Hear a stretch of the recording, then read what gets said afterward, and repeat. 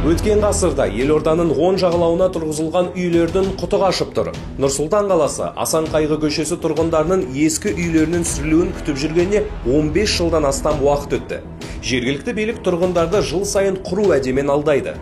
15 жыл бойы бізді аяқ қолымызды кісендеп кәдімгідей салмайсыңдар үйді, қызыл линиядасыңдар, сендер сносқа кетесіңдер дегелі 15 жыл өтті, 15 жыл. Балапандарым ендігі жылы атаңның үйін құлатады, ақша береді, сосын біз керемет күшті үйде тұрамыз деген, біз постоянно оларды алдаймыз.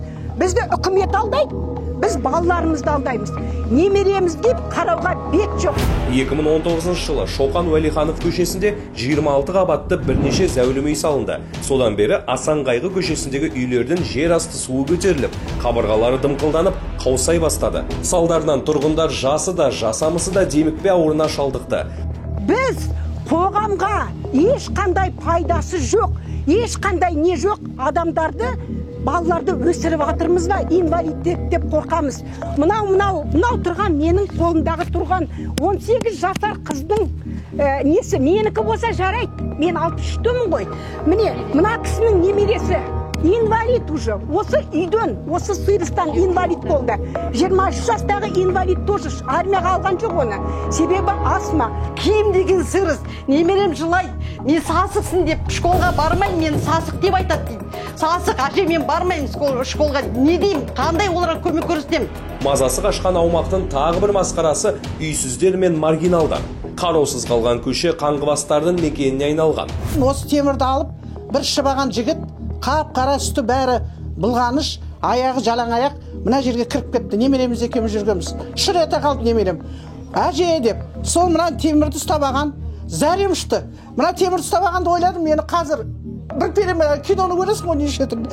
Бір переме деп, содан айғылып, ай балам, ан жерге қойшы, мынауың не деп, алдап сулап, ан жерге шығарып, ан жерге қойып, естіп қойды да, қарасам жалаң аяқ мен тәпішкем киіп бір, ай, енді күшейдім ананы қойғаннан кейін. Күшейгеннен кейін, қарағым, шық деп шығарып жедім. Шыдамы шегіне жеткен наразы халықтың өкпесі қара қазандай. Жергілікті билік көңіл аудармаса, тұрғындар мәселені басқа жолмен шешуге бел буып отыр. Енді мына әкім осы біздің немізге сауалымызға жауап бермейтін болса, біздің осы жасап жатқан амалдарымызға қарай әрекет жасамайтын болса, енді біз мост жабуға, Бөгенбай көшесіндегі мостты жабуға шығамыз. Осы тұрған бүкіл осы Асанқайғы көшесінің тұрғындары. Гүлгенов пен Нұргенов мырза, сіздерге айтатыным, біз ауыстырайықшы. Біздің үйге келіңіз үйлерімізді. Көп емес, бірақ сағатқа. Бір сағаттан кейін қайтады, біз сіздердің үйлеріңізге барып тұрайық. Сіздер біздің үйге кеп тұрыңыздар. Тұрғындардың қазіргі жағдайы осындай. 15 жылдан астам уақыт сыз бен суыққа төзіп келе жатқан халық енді 15 күнде шыдап тұрғысы келмейді. Десе де, олар жергілікті биліктің күндердің бір күнде жан айқайларына құлақ түретіне сенеді. Тұрғындар ертеңдеріне үмітпен қарайды.